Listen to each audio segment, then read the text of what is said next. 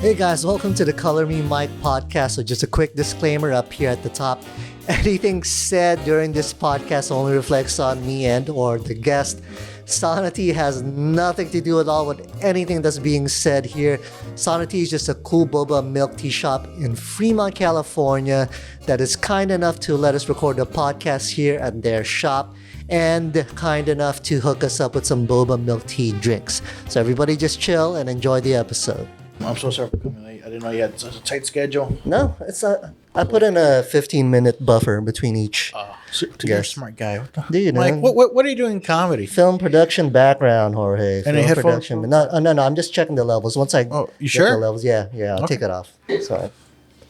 Just make sure there's like no noise or anything like that. Just Yeah, man. I used to be paranoid running up a podcast. I had to wear headphones just in case. yeah, Because at times I recorded, it was just the sound was awful, and I would have noticed if I just had my headphones. Yeah, on. exactly. I'm just gonna clap once real quick. You know what that's about. Do you want me to clap too? No, you're good. It's okay. Good. It's just Are we hot? Are we? Yeah, we're hot. We're live. Yeah. Red light's going. Yeah, that's going. yeah, That's recording. See, that's what I was saying, folks. Okay. This is what I get for bringing a former film production guy in here. You just gotta be conscious of all the things that's going on. Well, I imagine most comics are. Most comics. No. Really? No, because you know they don't know what to expect. Honestly, they don't know all the things that go into it, but you do. That's the difference. Well, it's funny because I've noticed there's quite a.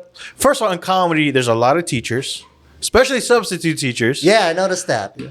And there's also a lot of people with film majors that. Really? Yeah. So I'm sure, but then again, most of them did it for screenwriting, so that makes sense why they wouldn't really know the technical side. Yeah, man, I'm familiar. I'm a little bit of a gearhead myself, a little bit, but what you got here is really professional, man. You got a real. What kind of do you still have a setup for yourself? I mean, when was the last time you dipped into it? It's been a while for you, right? Yeah, I think I had Sterling mics. Mm-hmm. Then, but my stuff was super basic, not like this. Like you have a whole recorder. But you were more of a producer director, right? From what I remember correctly. I had so many hats throughout the years. A little bit of everything. Yeah.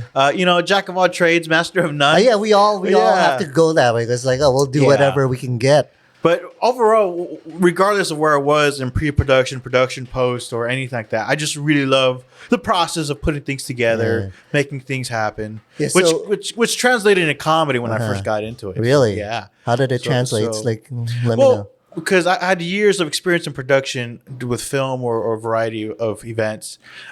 So when the idea of, I want to do stand-up, I want to run an open mic, it's like, that the sense of production, the sense of pre-production and then in production, putting standards of the show and being organized is which my first room is Frascati is what I implemented, and that's what a lot of comics were also surprised by. Like, man, this room is very organized. This room is very structured, and that comes from years of just being in film and a variety of other productions. Of like, okay.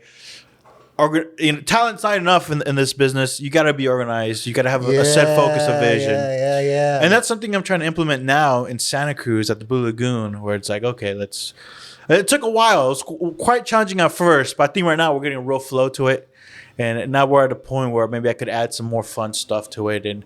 But the organization's there now for sure.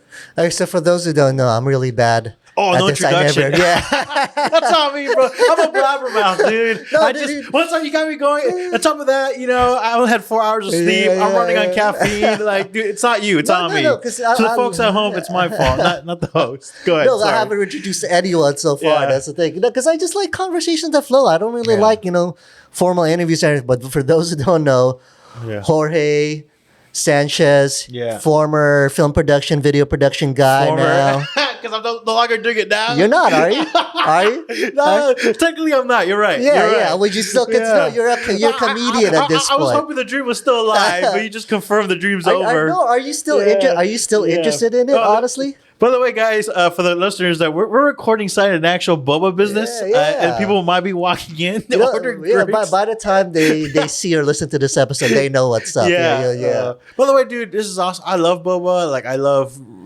Dude, this is a dream come true. Yeah, having a podcast inside a boba shop and getting a boba pretty soon, dude. Like, this is the life. It's hard to live in the Bay Area and not even know what boba is. It's just especially in the South Bay. Yeah, South San Bay, Jose. All the Asians in San Jose, man. It's all about the food, dude. In South Bay, you can't be from here and not had either good tacos, burrito, pho, boba, and a good fusion of Asian and Latin flavors. Oh my god! You know, so like Lee sandwiches, bomb sandwiches, dude. Lee I grew up on that, dude. Like those banh mi sandwiches with the meat and everything number inside. 6 barbecue pork. Oh, bomb, dude. Fucking. So as a South Bay kid, you know, or even East Bay, you grew up with these. Well, I grew up in the South Bay, honestly. Well, the thing is that we're so spoiled when it comes to food. In the Bay Area in general, honestly. Yes, but especially here because we have a lot of great immigrant food that you know, Oakland and San Francisco are a little more caught up about what's the latest trend, what's trendy, what's gonna get you on fucking Vice. And I think in the South Bay it's still more traditional, you know. Well, I would say, you know, just South Bay, just other cities in general are not on the radar. For instance, I was doing this movie shoot one time, and there were some crew members that came in from Utah. And after we were done, they really wanted some great Chinese food. Yeah. And we were driving around, and they felt like, oh man, there's no parking in Chinatown. There's Chinese food everywhere. But yeah. It's like we can literally cross the bridge, get great Chinese food, and pay a lot less, and that's just as good. But coming from Utah, they had no idea. They just thought, oh no, it needs to be in San Francisco in Chinatown. Interesting. That's where you get Chinese food. I think they just wanted the experience, you know. No, they really just assumed. They didn't know. I mean, it was really? Okay. Well, that's what happens sometimes. You know? So I mean. That's what to me, like Bay Area is just great for food and things in general like that. Right. It's also so getting back to you from this. So that's where you and I know each other's from the ends. You were a few years ahead of me, actually. By the time I got there, I think God. You're aging me as well. What's today? I mean I'm a lot old now, but. Well, that's the thing. But I was probably older than you, but I think you were more experienced than me. No. It's the other way around. The little I remember of our interaction at Dianza is that you were a pretty big gearhead. You were already in production. No, it was the other way around, actually. I was older than you. I mean, it's the whole Asian thing. Everyone thinks, you know, I'm younger than I am. Oh, you mean age-wise you're older than me? Yeah. No, but you were definitely ahead of me film production-wise. Because remember, you used to run... So that kind of like film student union thing. Oh, that's with right. Willow, right? Yeah, with the film society. Yeah. Oh my God. So I got in on the tail end of that one. Your tail end, you were already on your way out. Yeah. And then when I came in, and then we kind of just met each other on shoots here and there. We weren't by no means were we buddies or anything. Yeah. We were literally you were on your way. Yeah, you were on your way out, and I was literally on my way in, and we just crossed paths every now and then. I was hoping I was nice too. Was I nice? I hope I was. Honestly, I don't remember. Oh, that's not a good side. I think I was a dick. But you know, sometimes you reflect back when you're younger, and you're like, "Man, I was such a dick back then." Do you feel like you were a dick? Sometimes I have some regrets of how I've interacted with certain people. Why do you think that was? I was just stressed out. I was insecure. You know, I was just trying to figure shit out, and you know, when you're trying to figure shit out, and something comes left field, you usually project it on other people. So like you know what I'm talking about? Have you ever done that? Is it just me? No, I'm a very secure guy. Jesus Christ. All right. Well, I'm an asshole. I think that's what we're finding out.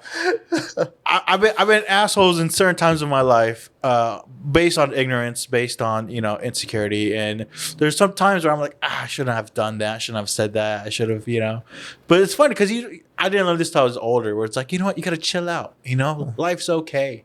Let the art talk itself, Yeah, I would say you're definitely not an asshole anymore. Yeah. I'll tell you I try not to be. It's hard sometimes. But you told me one night after my, you, me, Xavier, and Wally were having that long conversation, and you said running an open mic is stressful, though, right? Yeah. And then when you start seeing the same mistakes by newbie comics again and again, every now and then you're just gonna explode. Yeah, I mean, unless the host is way out of pocket, for the most part. Don't take any criticism from a host of an open mic. Possibly, you could debate a showcase, but maybe not. You should take it with a grain of salt.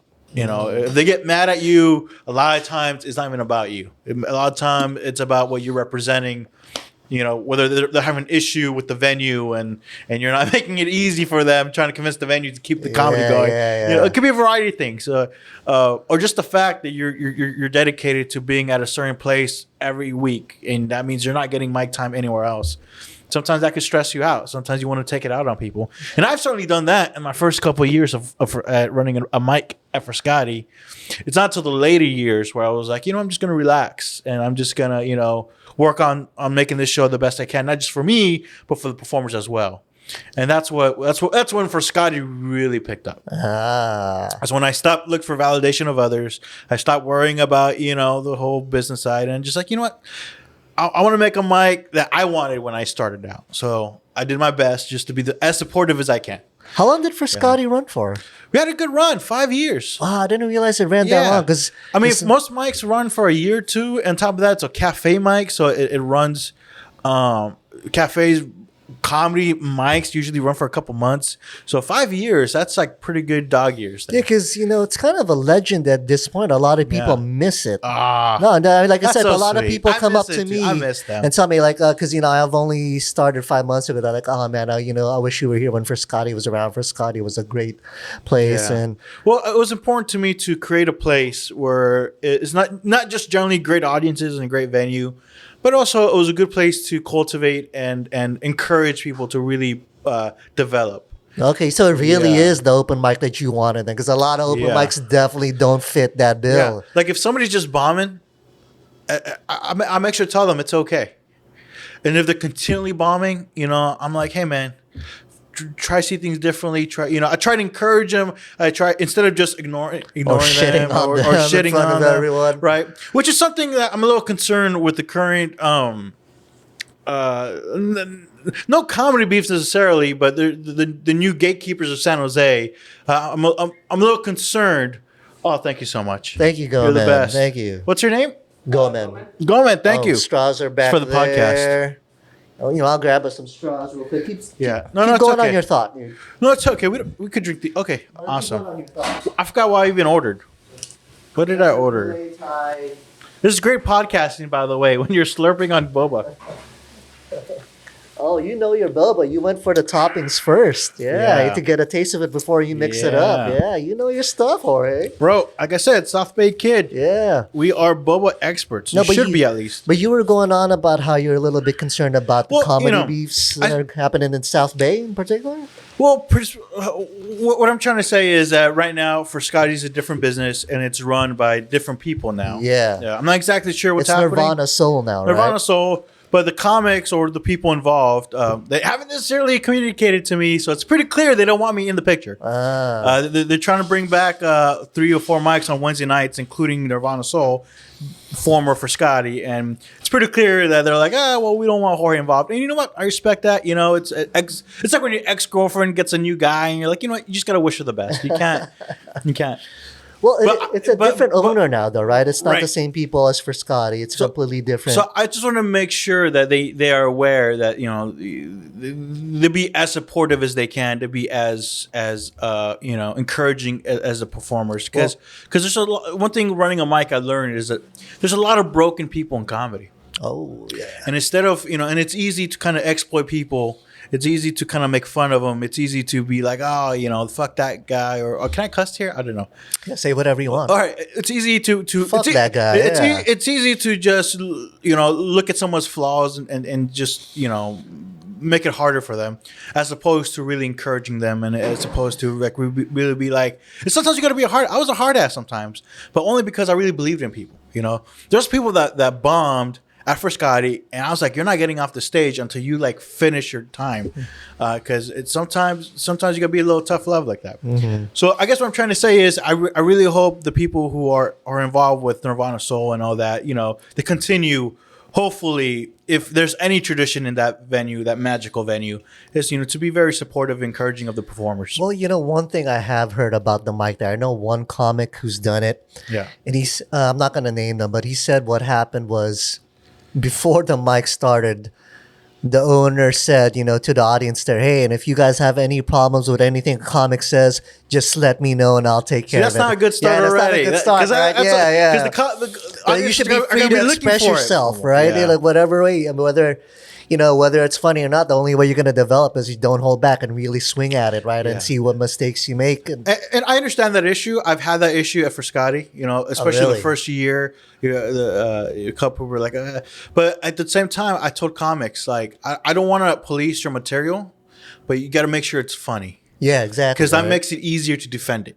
So if you say something, that's controversial and somebody complains, but I was there and I see that it laughed, that's the best defense I could give them. It's like, hey, yes, he said that or she said that, and it laughed and it served its purpose of comedy.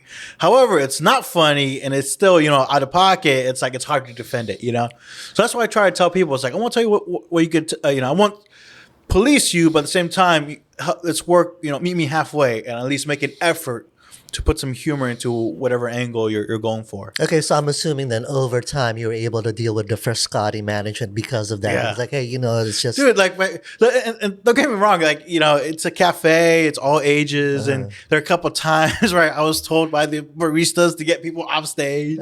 Oh, really? Yeah, in the first year, definitely. So but those are growing pains that are almost specific to cafe open mics, or just open mics are not at dive bars or not at bars. So it's completely normal. Again, my way of approaching it is just having a legit conversation with the comedian and be like, hey man, I know what you're trying, didn't work, got a little complaints, just make a little extra effort to bring the funny side of things. So what drives someone to actually start their own mic? Because I have a few friends who run their own mics. Delusion. Yeah, because crazy. Like most of them are already like, oh, I don't know why I started doing this. I really don't want to do it anymore. It's like it's a big hassle. I wish I could just work, on my own stand-up comedy instead of running this mic. That's a very good question. I don't think I have an answer necessarily for it. Yeah. Well, why did you start But it? from experience, it came from desperation. For more mic time for myself and my friends. Desperation to drive someone to do something. Yeah. I mean, I wasn't like I did it as like, I want to, be part of the entertainment culture, nothing like that, or change anything, rearrange the wheel. It was just more like, hey, more stage time for me and my friends and for comics. Heck yeah. And like, and again, how I started a mic is unconventional. Usually you don't want to start a mic until you're at least a year or two in comedy, because you have an idea of how mics are run or what it is expected. But I started the mic when I was like 5 months into comedy. Okay, so it's like me starting a mic right now. Exactly. Yeah. But what helped me was having the production background, having the film production background of like, okay, I don't necessarily know how the mic works, but I know how, an event works, or how, I'm sure I could figure it out.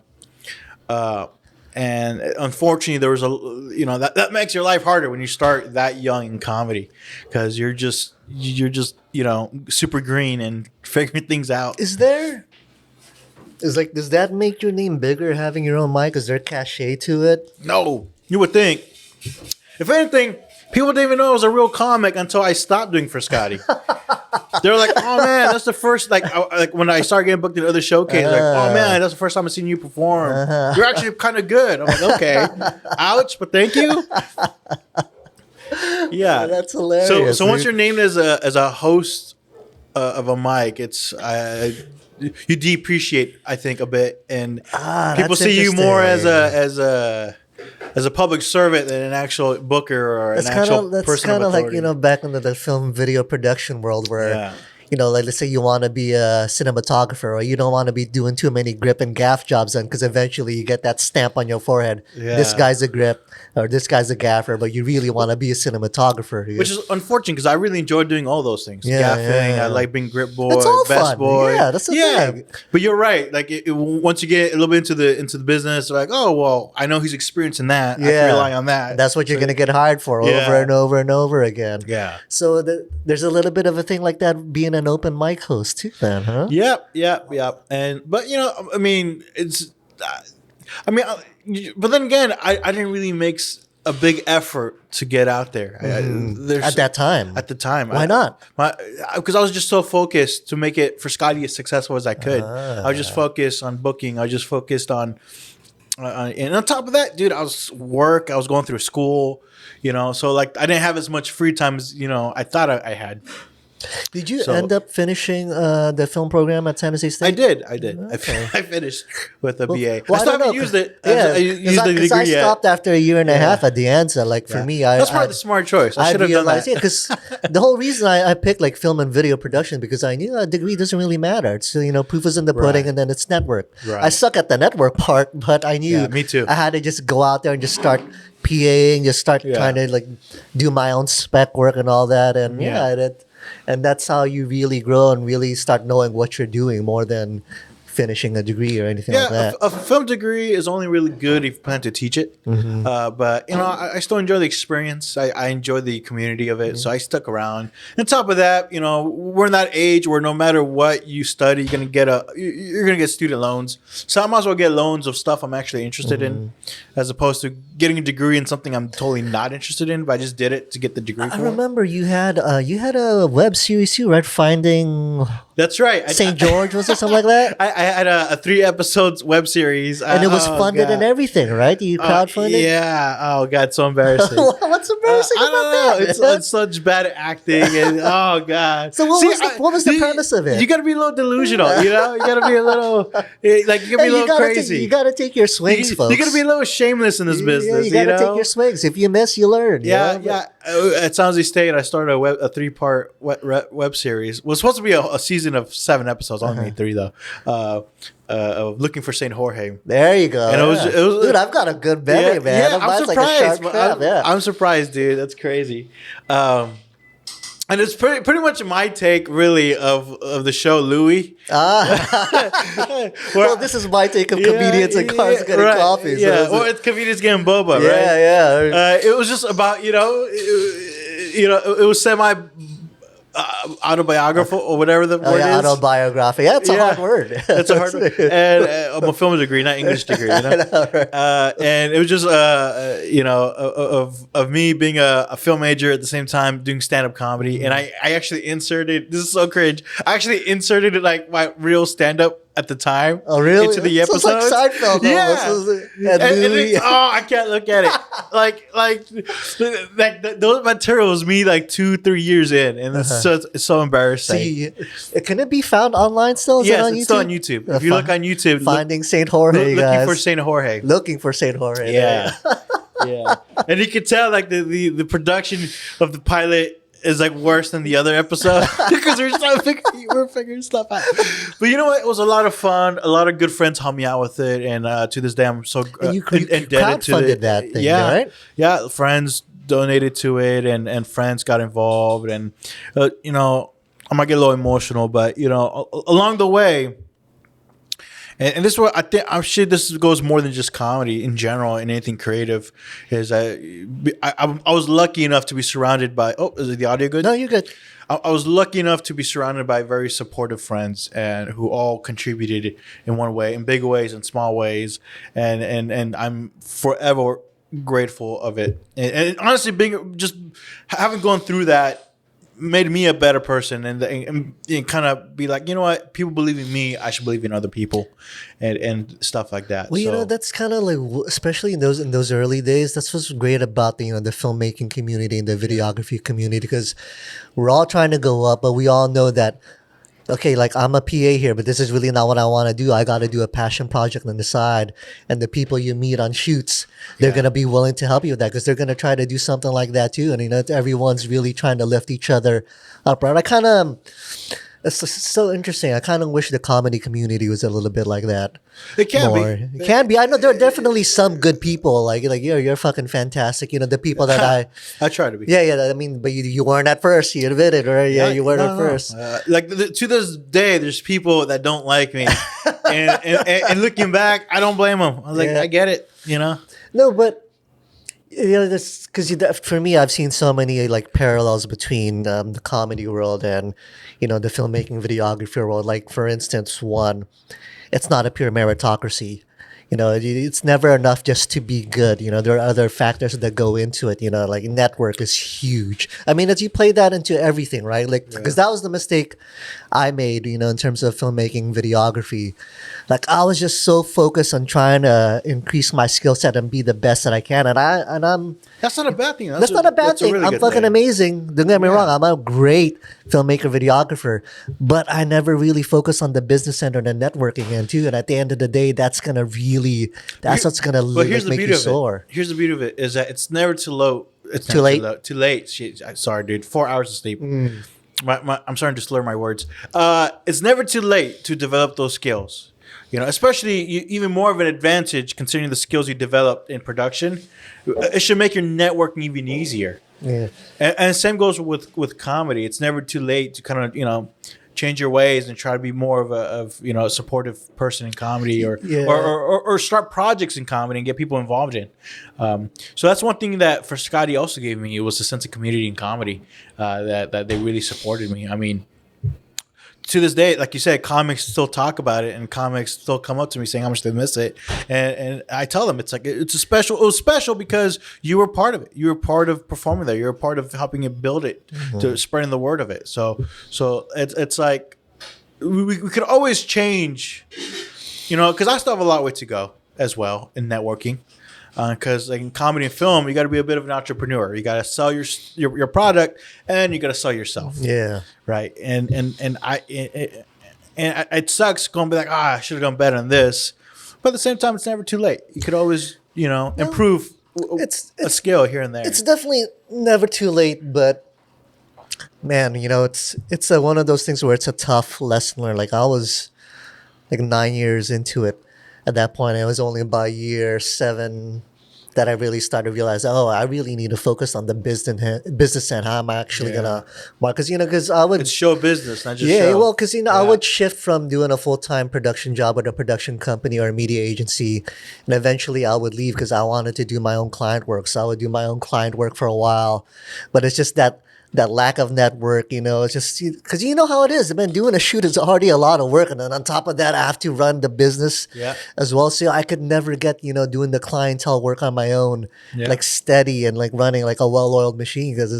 So eventually, I would always go back to having to do a full-time gig, full-time job, and I forgot what my complete train of thought was. What my point was. Well, what you're emphasizing is the process, how difficult it can be. Yeah. So I mean, no. Here's what you did, because you say it's never too late, but like when you're like 9 years in, you're already 40, you're married, you got bills to pay. It makes it hard to. I'm gonna start. It's like when you get married, man. I tell you. Are you married? Yeah. Oh wow. It's funny. Before where's your ring? I never saw your ring. There you go. Right there. There you go. He doesn't believe me. I didn't honestly. Well, you're this good-looking cat married. I don't. Believe I mean, you're a guy, right? You're not exactly looking at the ring finger to make sure that I'm married. No, but for instance, before I got married, my timeline for being successful was like this. Anytime before I die, I want to be a success. But as soon as you get married, that timeline shrinks immediately. No, you gotta have a timeline of how you're gonna do this. So that it was good for me because it's kind of like any creative, right? There's nothing more helpful for us than a deadline. If we don't have a deadline, it's like we'll procrastinate. We'll procrastinate the shit out of it, right? So that's kind of like what getting married did for me. It's like, it gave me a deadline, and that's when I finally started looking seriously at the business end, videography. How do I make this work? And they say that Ford Coppola. Francis Ford Coppola. Yeah. George Lucas Coppola. Bro, I'm so sorry. Well, they are friends. I mean, right. And they look similar back then. But he didn't start making his masterpieces until he got kids. And he said the reason, his biggest motivator to actually try to make good films was because he has kids and he had to pay the bills. Yeah. So what seems like dragging you back a step or two could actually propel you forward because now you're adding stakes to it. Yeah, I think it just all depends on how you look at it, right? Because you could also interpret it. Goddamn, this fucking bitch is just bringing me and my dreams down. It's like, but no, it's just which is a good has point. that pressure. Just how's it going? Welcome to the podcast. Enjoy the boba here. A great boba here. Jorge's already hamming it up, folks. I am the new spokesperson for what's his business called? Sauna tea. I like it. It's like you get sauna spa and a sauna tea, right? Yeah, exactly. By the way, this is a great boba. It is, man. Which one is this one? This is the brulee Thai Oreo, Gotcha. latte. Yeah, no, like I told you, man, my wife and I review boba places all over the Bay, and this is one of the gold standards. I want to be on one of those episodes. Dude, I'll get you on. I'll get you on. I'll get you on. Yeah, we'll definitely get you on.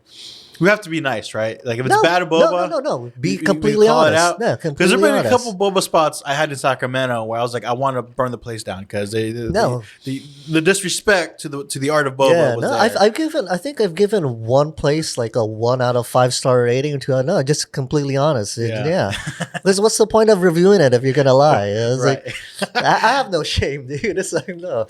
Well, anyway. Well, that's why people going back watch, to what you're saying is that's another great point about being creative and being in relationships, because that can be a challenge too, and that's something I have difficulty in relationship is clarifying, like what I want. My time will be spent mostly at night at Mike's, and sometimes your partner wants you there every night.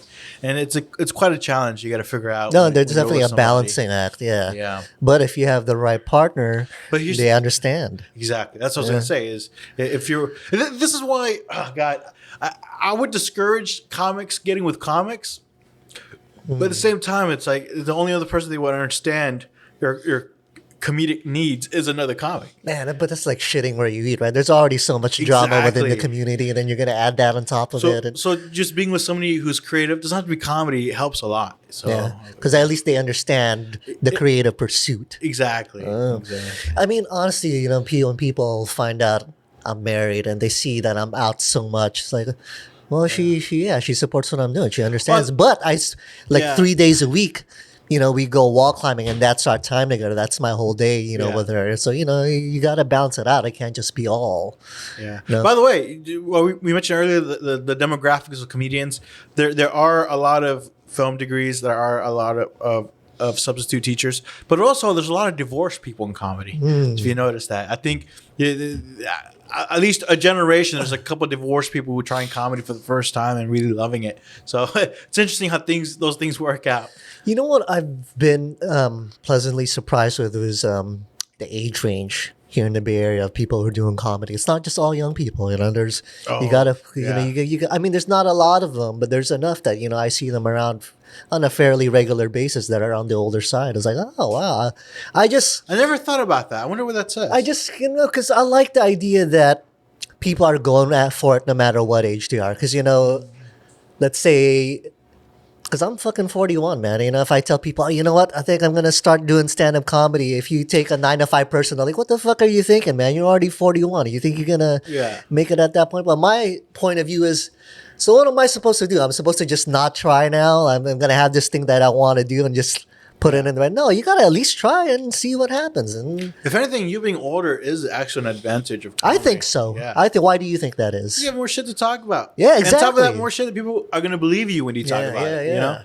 Like I remember at Frascati the first year, there was like a 17. You're looking around. Yeah. This is going to be a good story. So there's like a 15, 16-year-old who went up at Frascati and did a bit about fisting. Right, and what was weird is that it was a teenager. You didn't believe him. You don't believe he actually fisted. Like, dude, this guy got fisting from watching porn. He does not really know how it feels. But if somebody who's a 40-year-old talks about fisting, you're like, okay, then I can believe when he says that or he has a punchline for it. Yeah, I'm so glad you said that it's an advantage because for me, one, like you said, I've lived a lot of life, especially the kind of life I've lived. But two, I feel like I already know what my voice is, especially because I come from the storytelling videography background. I've already done a lot of introspection and everything. Developing your voice. Yes, I feel like I've got a head start in that, and it's been easy for me to develop material because I understand what my perspective is. I know what makes me tick, what makes me funny, as opposed to trying to figure it out. That's a very good point. Finding your voice is super important. I think I'm just finding mine. Really? And I hate it. Why do you hate it, dude? Because you wish that your comedy voice was cool and But what's a cool comedy voice? You just wish your comedy voice was universal. Gets you booked in many places. Universal. I like that. Right. Yeah. And I just found out that I'm a very niched comic. Really. Like I don't think I'll bomb. I do okay most places, but there's very few demographics I will actually excel, I think. And I don't think that's a good thing. And that, at least that's for now my perception of it, I love your stand-up, man, dude. I do, dude. Your bit about you looking Indian. Oh, I think that's fantastic, dude. I was laughing my ass. I'm not going to say it. I don't want to burn your material, but I think that's a great bit. Yeah. I was telling my wife about it. She was laughing her ass off, too. Yeah. And imagine, I'm obviously... I don't know you the and bit your as well as fan you are do. like the only you and your My wife are the only fans I got right now. Thank you so much. You get booked, dude. You go all After over the much place. begging, I get booked. But you know what? I'm like Jacques, and everybody's top of the list. Yeah. I'm glad you brought up that universal thing because that was a lesson I learned past Friday. I don't know if you there was a comedy competition in Oakland. Oh, that's right. The best, pretty good new comic, Jason Colrad. It was a great show. There were 16 of us in there. There was a great range of comics. But I remember I had been prepping a 5-minute set for that all week leading up to it, and everywhere it'd been killing, been landing really well. And then the night of the competition, I get up there, and about 1 minute into my set, I realize, oh, this material's not right for this audience. It's like, because there was a Hanny Gatsby, and she brought her like army of lesbians, like half the crowd. Yeah, I've been there. Yeah. And like they didn't not want to hear jokes about small Asian dicks, dude. Yeah. So I was like, oh fuck. But it was like, what am I gonna do? I've been working this set all week. I'm not gonna like change it up right now. It's like it's a tight 5. Yeah. But the person who ended up winning, Sergio Blanco, he was able to get over the wall. So it's like made me realize, okay, there's a way to craft your bits where you know what, it's gonna work even in that kind of setting. It's like, so it kind of inspired me. Like, how can I look at my bits at a different angle and maybe not make it so niche? It'll still have like my twist on it, but how can I make it a little bit more accessible to everyone? Not just pervs. Well, there's some strategies to that. One, you can start doing comics. You can start doing other comedy. comics material. Exactly. You can do other comics material. I'll make it universal. No, you could do comedy in other places than just the Bay Area.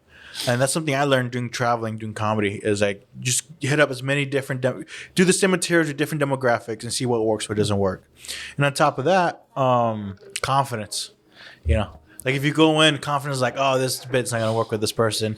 That's where you gotta buckle down and just say it with confidence. Oh, I was confident. It's just the wall of lesbians were just like. Well, the thing is like, it is also a competition too. When when she brought half the crowd, obviously they want her to win. So it's kind of comic that brought these. Yeah. Oh. Yeah. Okay. She looked like in that Hannah case, Gatsby. there's nothing you could have done. Yeah. I know. That's why I said like, oh, this is my set. I was proud of how I delivered it. I was confident. Yeah. I had good energy. I just knew, okay, this is just not going to be my night. Yeah. But that's what made it more. That's why I had even more admiration for Sergio Blanco, Kelly Evans, Luis Perez, Newman Shake, Connor Lonsdale. Their material still like did very well, even despite of that. So it's like, oh, okay. So, they've crafted their material in a way that's, more, I would say more universal. Then, right? So that was like a great lesson for me. Interesting. Like, that's good.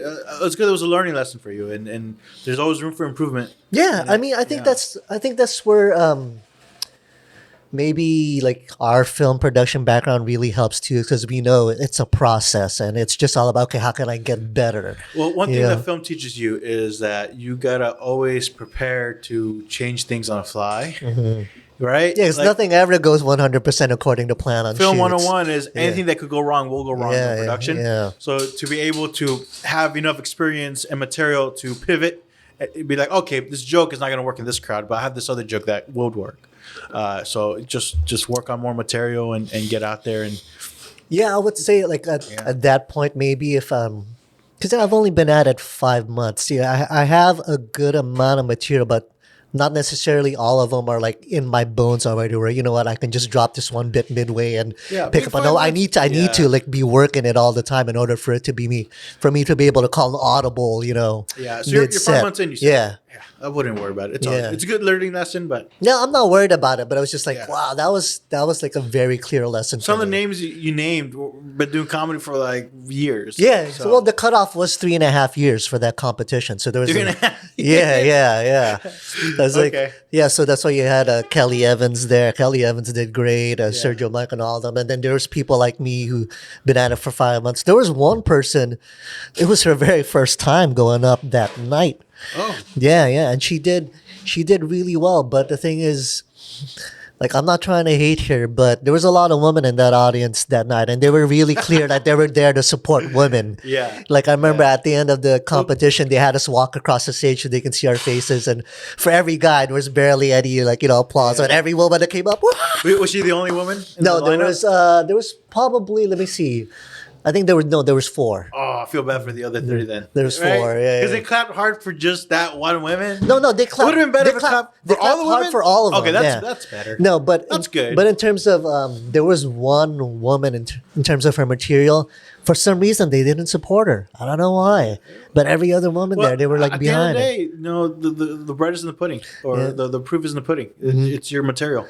Regardless of gender, regardless of sexual orientation, regardless of race, regardless of many things of you, if your jokes land, your jokes land. But here's the thing. The funny thing is the one they didn't support, like amongst the comics, or the one we found her the funniest. She was the sharpest. But that's another lesson. Is there's what do your peers find funny, and what does the general audience find funny? Yeah. And sometimes we're doing so many open mics. You're performing to your friends, usually your comedy friends, and sometimes it's hard to really test out material in front of a real audience. Yeah, that's what makes it tough, right? When you're starting out as an open micer, is you're only performing in front of comics. It's kind of hard to gauge what's really gonna work with an audience. I think that's good.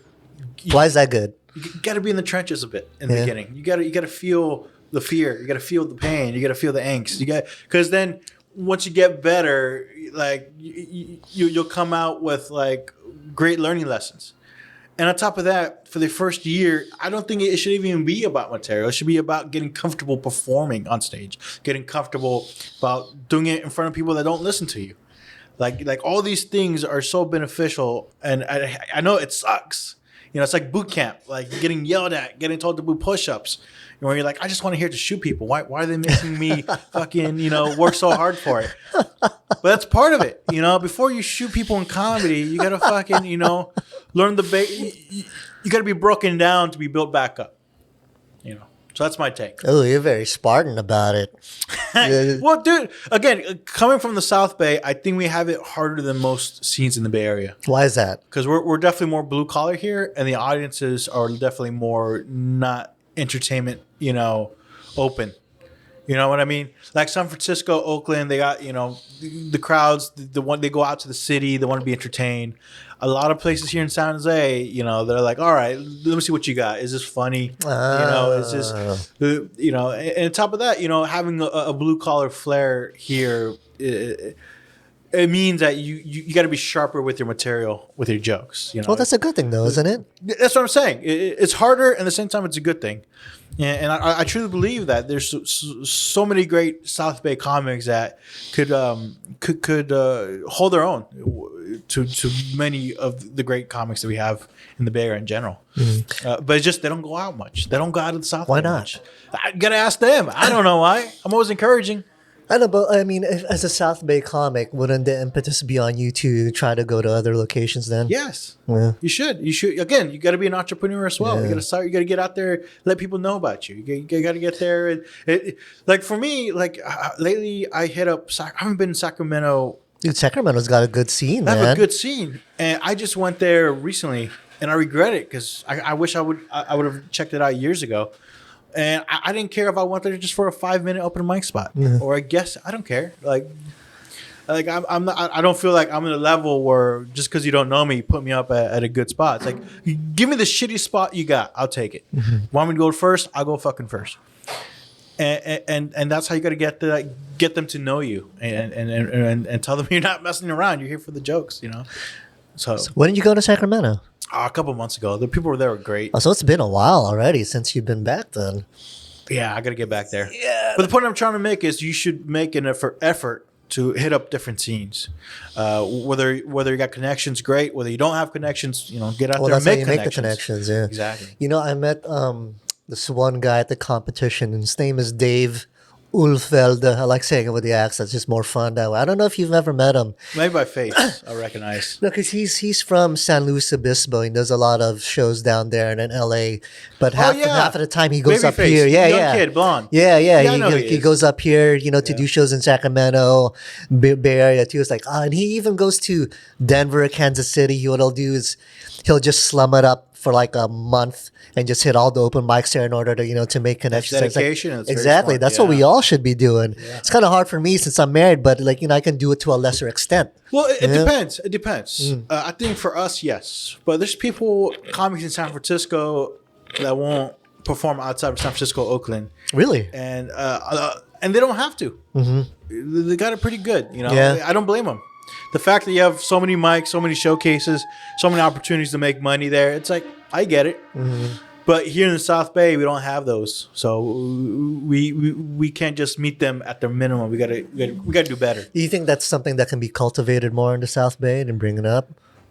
Yes and no. Considering South Bay is more suburbia, makes it difficult. At 1 year, I really thought we could, especially with having Frascati downtown and so many other things. But I think South Bay still has a long way to get unified, for the gatekeepers to get unified, and also just I think it goes back to what I was saying originally, is to really help develop and cultivate local talent. Yeah. I still think we have ways to go. One thing I will say about South Bay comics, or I should say South Bay Open, because I do mics all over the place. I'm like one of the people. I'm literally everywhere, except San Francisco. Funny enough, I say just the parking over there, man. Yeah. And usually a lot of their mics start at 6 p.m., which is hard to make if you don't live there, if you're coming from somewhere else. But one thing I noticed about the South Bay mics, that's where I really run into the people who are older, on the older end, is there in the South Bay. It's like, that's really interesting. I don't see them around anywhere else. Yeah. I don't see them in the East Bay. I don't see them South San Francisco, things like that. They stick to San Jose. I was like, that's really interesting. I wonder why that is. Yeah. And don't get me wrong, there's a consensus or a perspective that San Jose should just stick with San Jose. Fuck SF, fuck Bay Area, just San Jose. And I'm really not for those, borderline, somewhat xenophobic views on comedy. I think to be a great scene, you need to be open to all the other scenes. Not only do you have to have great talent and good venues, you also need to be a destination for comedy. And you're not exactly being a destination for comedy if you're just talking shit about the other scenes. You know what I'm saying? So what makes for a good destination for comedy then? Just good shows, quality shows, good crowds, good performances. Like I think before the pandemic, San Jose was teetering on that level where we're like, man, we're getting consistent showcases, great showcases, by the Super Stack crew and some other people. And on top of that, regular mics. On top of that, great performers. Like I really thought before the pandemic hit, San Jose was on the up and up. I can get back there then. I mean, if you got to that definitely, point, for sure. But it's just I guess the question is, how much do you want to be a part of bringing that back up, and how much do you want to just focus on your own career and trying to develop as a comic? Well, I'll tell you what, though. I think it'll be faster now because I feel this newer generation of comedy, and I think I would put you in that as well, are hungrier than past. You think so? Generations. I think so because y'all, well, especially the younger kids, they grew up with stand-up comedy from the get-go of the internet, like of YouTube. When I had to see stand-up, I had to go buy DVDs to watch, a stand-up comedy special. We had Comedy Central back in our day, Comedy Central. But then you have to figure out, what time is it on? Yeah, Premium Blend. They had those half-hour specials. But now, at any time of the day, you could pick up your phone and watch a special from anywhere in the country. So I think people have been more educated, or at least been more, they've been, what's the word I'm looking for? They've been, there's a word for it. Describe it. What does it mean? Like they could see more comedy now more than ever. So they're more exposed to it. They're more exposed to it. They're more exposed to quality comedy just by watching videos on YouTube. So they have already an idea of a setup punchline or the different styles it can do. The diversity so they have a little bit of a head start compared to before. Exactly. So I think those are great things that could expedite a scene of like what could take several years for someone to develop, quality, set could probably bring it down to like even a year, really. Well, that's funny. It's interesting. I was talking to Tony Sparks one time, and because I'm not going to name any names, but there's someone who runs a club here in the Bay Area, and before his open mic, he always talks about, hey, it's going to take you like 4 or 5 years to develop 30 minutes. And every time I hear that, it's like, fuck that. Not me, sorry. And I was talking to Tony Sparks about it, and when he says like, no, you know what, man? Once you find your voice, it's like gonna happen overnight. Yeah, that's the way I feel about it. It's like, yeah. no, if you understand yourself, you really apply it. Well, why would it take that long? I don't like. You can always tighten it. There's always room for improvement. You can always tighten it up. I understand what the comedy club owner was coming. It was a comedy club owner. Uh-huh. I understand where he was coming from, but at the same time, Tony Sparks is correct in that everybody's on their own track.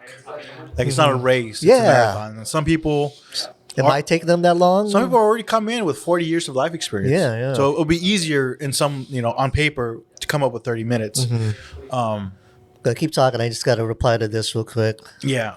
So, but again, like at the same time, it's something we talked about the other night. It's like, club owners at the end of the day are restaurant owners, so whatever advice they give you, they're giving it for their specific club. And I don't think you should take it as all the clubs are see it that way. Yeah. Well, like I said, when I heard that, I was just like, fuck that. That doesn't apply. I'm just going to go at my own pace. And it doesn't mean he's entirely false or she's entirely false either. I think it's a very old school mentality because this person's on the older side and he came up. But like I said, he's probably at least a generation, maybe even 2 generations before us. But like I said, he's not entirely right and he's not entirely wrong because it does take a while to develop. Oh, definitely 30 does. minutes. Yeah, of super sharp material that's universal and works. Being specific about a timeline where he's wrong. What he should have said is, it's going to take a while, 30 minutes. Some people take a little longer than others. Some are shorter than others. But it's going to take a while. Okay, so we're drawing up on 1 hour. I'm going to start closing up, but before we close, there's one thing I specifically wanted to talk about. Why I wanted you on. I don't know if you know this. I'm making you nervous. No. It's not. Am I getting called out? It's not you being an asshole. Canceled? No. Oh no. I wish it was. That would have been great content. No, it's the exact opposite. Actually, I'd just be sipping my boba. I don't know. No, but actually, you're the one who made it possible for me to do stand-up. I don't know if you remember this. No, I'm serious. I'm totally serious. Don't tell me lies. We were, I don't know if you remember. Don't build up my self-esteem. No, we were both on this San Francisco state film shoot, student film. We weren't students there. We knew people and they asked us for help. I was the first AD. I think you came in and what production was did audio. It's for a guy named David Amadi. Alexander Zvonars was there. Sorab was there. Yeah, I was the first AD on that. And I knew you were already doing stand-up at that point, and I'd always been interested, but I never knew how to write a bit. Right? And I asked you, it's like, so how do you even do it, man? How do you write a joke? How do you write a bit? And you gave me the piece of advice that unlocked it for me. You said, you know what, man? Don't even look at it away. Don't try to write a joke. Just tell a funny story. Yeah. And then when you told me that, it's like, oh, it kind of opened up my mind. Yeah. It still took me 3 years to write my first bit. But you kind of opened that door for me to look at it. It's like, I don't necessarily have to create something from scratch. I can take a funny story and craft that into something, You're giving me too much credit of what was already there all along. No, I didn't know though. I had no idea. Trust me. I had tried to write stand-up bits before. I didn't know how to do it. Shout out to David and that crew. You guys I remember that production. It was a lot of fun. Yeah. And he's good people. But I mean, thank you. I'll take it, I guess. You should. I'm a little uncomfortable with it, but dude, like, yeah, I mean, take it. Like I said, man, I never would have unlocked it if not for that piece of advice. No, I was gonna say that you always had it in you. I think I was just the little spark, and it's really up to you. You're the one who got you where you're at now. So no, I'm not saying, but I'm saying the reason why I was even able to get started. Like I said, I'd try like for years trying to write a bit because I knew I was a funny guy, but it's like being a funny guy is different from being a funny stand-up. Like I should have told you better advice. I really should have told you just better advice. No, that was good advice, man. Like I said, it unlocked a part of my brain. Yeah. Like, okay, this is how I can actually attack this thing and write. a stand-up bit. Well, I'm happy it worked out for you. And Well, it hasn't really worked out yet. But it's going well. I'm just happy it was material. A positive interaction. Yeah. Considering you're past of being an asshole. maybe I was trying to be an asshole to you, and I was like, just tell a funny story, dude. Yeah, maybe you didn't even mean it in a positive way. You're just trying to get me to go away. It's not a fucking story, man. It's like, leave me alone. No, Mike, you're the best. You're a good guy. At the end of the day, no matter how far you go with comedy, just make sure you're a good person. You got to have a good center of gravity. Well, I think that's where the age really comes in handy. I'm definitely more grounded. I'm not really, I know to avoid the bullshit and not really get involved. And it's hard, man. There's going to be a lot of jealousy, a lot of ego, a lot of trust me, I've been through it all, and sometimes I still go through it. And it's as long as you surround yourself with good people and have a good center of gravity, you should be all right. Cool. All right, Jorge. Where can people find your stand-up dates and all that? Let people know how to connect with you. A very good question, Mike. People can follow me on Instagram at Jorge Martin Sanchez. I like how you said Martin. It's not Martin. Martin. Jorge Martin Sanchez. Also, I'm on Twitter on South Bay Boy or Jorge M Sanchez. And on Facebook, Jorge M Sanchez. How active are you on Twitter? Yeah, it's where you can find all my hot takes. Oh, really? Yeah, like actually, I'm posting more jokes on Twitter so I don't get canceled on Facebook as much. Yeah, I know. Because I just realized that a lot of people who still respect me as a person are on my Facebook page. I'm like, I should probably tell these jokes on Twitter, So it's a balancing act. It's just weird. Like somebody that was my coworker, now sees me telling these jokes on Facebook. It's like, what? Maybe they should have known that side of me. Yeah, that's a good point. If you have that day job like that, you probably should put that somewhere they can't find it. Exactly. All right, Jorge, it's been a blast, man. Thank you so much. Thank you, Mike. Hey guys, so thanks for tuning into the podcast, and a big thanks again to the fine folks at Sonity for letting us record the podcast here and for hooking us up with their delicious boba milk tea drinks. My wife Chris and I review boba milk tea spots all over the Bay Area. Believe me when I say that Sonity is definitely one of the best boba milk tea shops around. Make sure to follow them on Instagram at SAN as in Nancy and as in Nancy again, A19, that's sana.na19 on Instagram. And if you're listening on Spotify and Apple Podcasts, make sure to hit that follow/subscribe button and make sure to give us a 5-star rating to give us some algorithm love. Okay? Thanks for listening.